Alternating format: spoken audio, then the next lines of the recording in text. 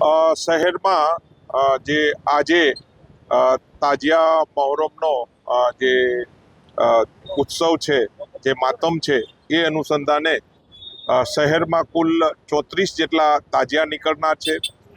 જે અનુસંધાને પોલીસ દ્વારા જુદા જુદા વિસ્તારની મહોલ્લા મિટિંગ કરવામાં આવેલા છે તથા કસ્બા અંજુમનની જે સંસ્થાઓ જે છે તેઓને સાથે રાખી અને શાંતિ સમિતિની મિટિંગ અને બીજી મિટિંગો જે છે તે કરવામાં આવેલી છે. વિસ્તારમાં રોડ માર્ચ, ફૂટ પેટ્રોલિંગ કરવામાં આવેલું છે.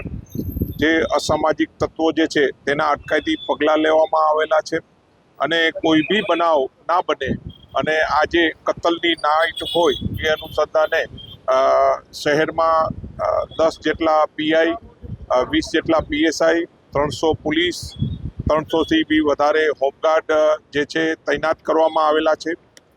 જુદી જુદી 25 જગ્યાએ બેરિકેડિંગ કરી અને વાહનોને જે છે ડાયવર્ટ કરવામાં આવેલા છે, જેથી કરીને આજે જે કતલની નાઇટ અને કાલની જે છે તાજિયા ઠંડા થવાની જે નાઇટ જે છે તેમાં કોઈ બી અનિચ્છનીય બનાવ ન બને તે માટે પોલીસ તૈનાત છે. તેમજ આગામી જે રથયાત્રા અનુસંધાને બી જુદા જુદા વિસ્તારમાં જે મહોલ્લા મિટિંગ કરવામાં આવેલ છે.